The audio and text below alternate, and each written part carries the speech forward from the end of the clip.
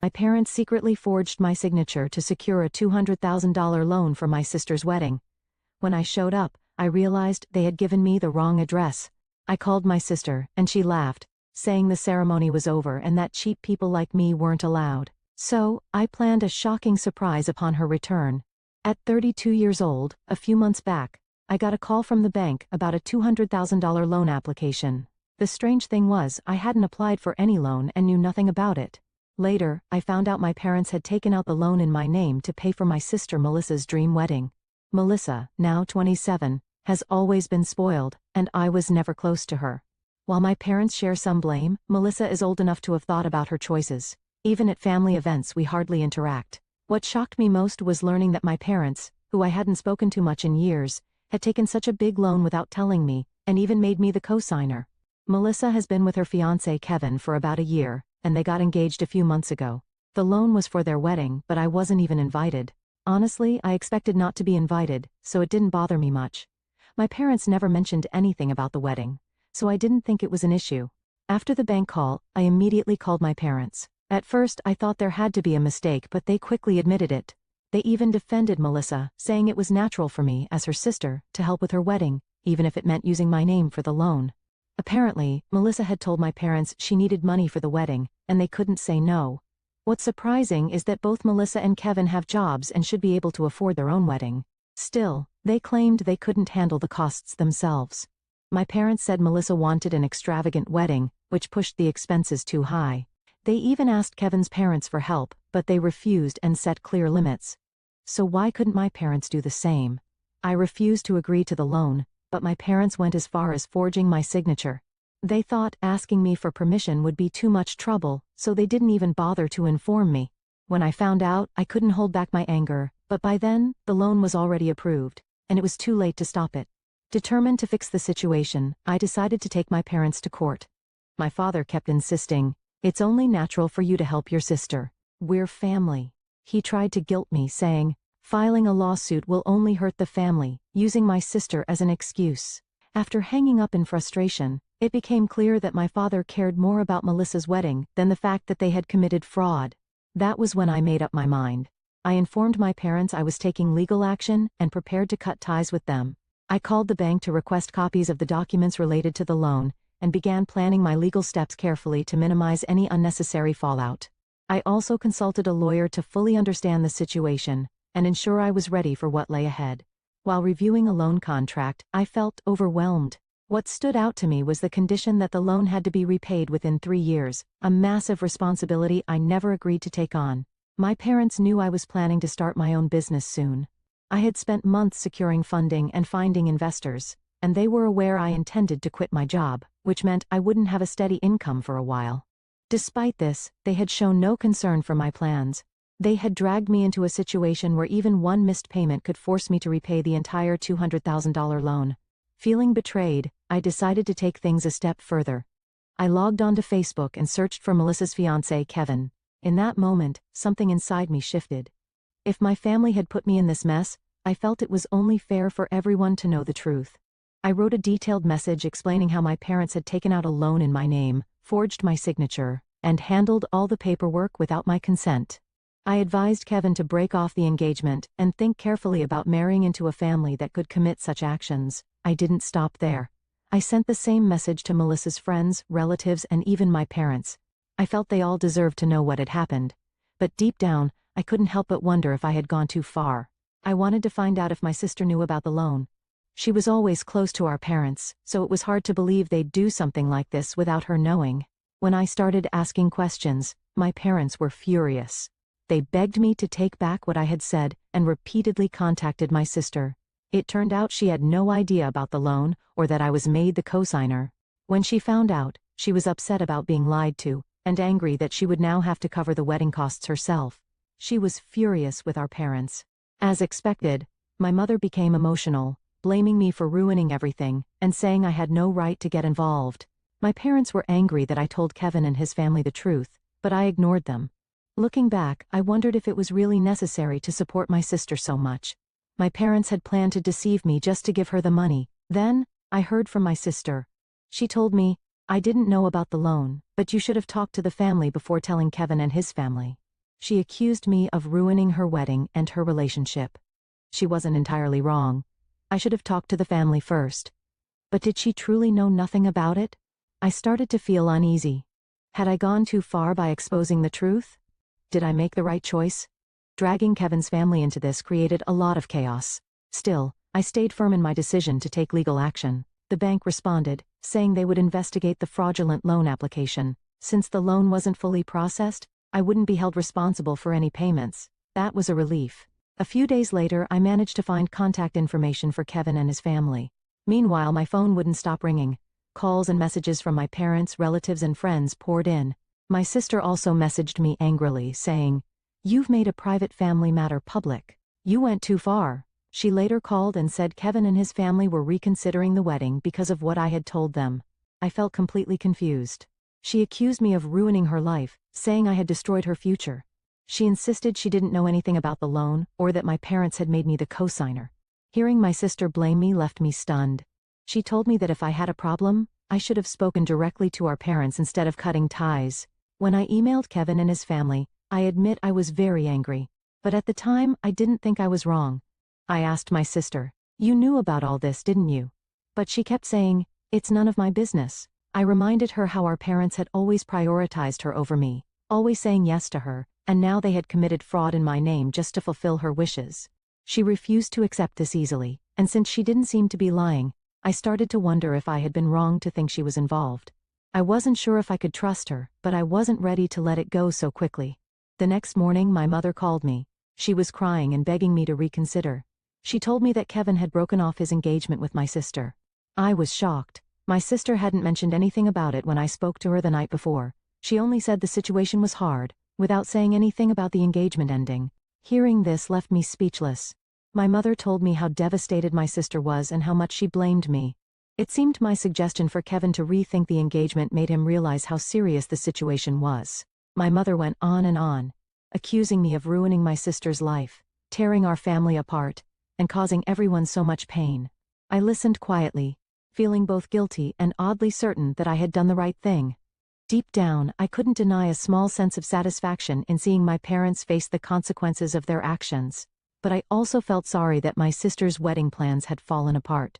When my mother finished talking, I firmly told her, "I'm not going to apologize for telling the truth. Let's not forget you committed fraud. I'm not the villain here."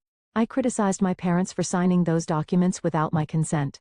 But my mother still didn't seem to understand the seriousness of what they had done. For the rest of the week I felt drained, but my mother kept repeating that I should have ignored everything for the sake of keeping the family together and maintaining peace. I managed to avoid contact with my family, but rumors started spreading quickly. Relatives began sharing their opinions about what had happened. Some supported me saying, "You have every right to be upset," while others said, "You shouldn't have made this a public family issue." During this time, my sister started posting a lot on social media, venting her feelings without naming anyone directly. Whether it was about me, her friends, or someone else, it was clear she was upset. I felt uneasy seeing people who didn't fully understand the situation, offering her sympathy and support. They wrote things like, "Some people just want to see others suffer," or "The worst betrayal comes from your own family." I didn't want to get involved in a social media argument with my sister, so I stayed silent. A few days later, my sister contacted me again. She was still upset but calmer this time. She told me, "The engagement is officially off. I'm breaking up with Kevin, and his family has completely cut ties with me." She also mentioned that she was moving out of their shared home and staying with a friend for a while. Then she said something that completely shocked me. She admitted she had known about the loan all along. After repeatedly claiming she had no idea and wasn't involved, she finally confessed she had been aware of it from the beginning. "I thought everything would work out once the wedding was over," she said. "I didn't think it would turn into such a big problem."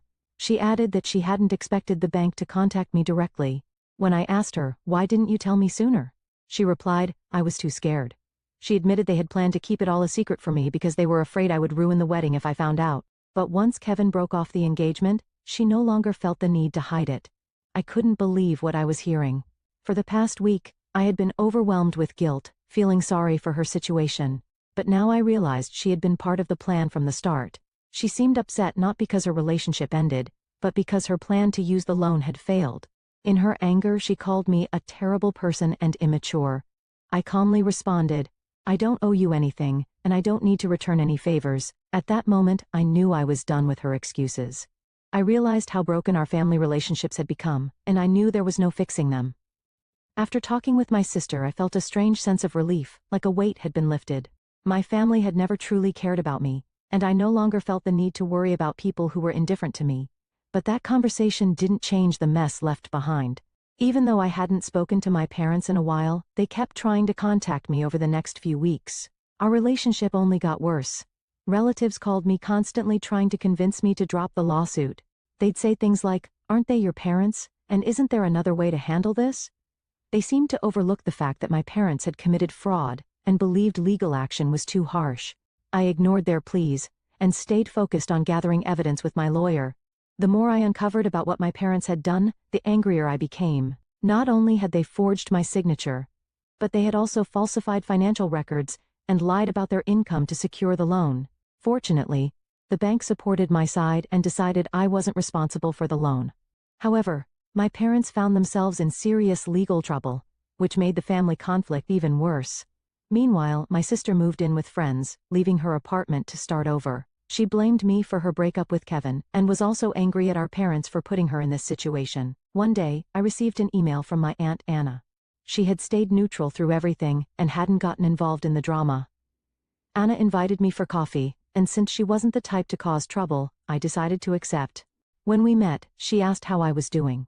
Talking to someone who wasn't trying to manipulate me felt comforting, and I appreciated her genuine concern. We talked about the recent events, and then she brought up my parents. "Your parents seem very shaken right now," she said, stirring her coffee. "They're worried about what might happen if this goes to court. But honestly, they should have thought about that before committing fraud. I suppose they didn't expect you to take things this far," she added with a knowing nod. Her words made me feel more determined not to let my parents trample over me again. Then she asked, "I understand how you feel, but what do you really want? Do you want a sincere apology, or do you want your parents to face the consequences of their actions?" Her question caught me off guard. "I just wanted to understand your ultimate goal," she said kindly. I realized I hadn't thought about things from that angle before.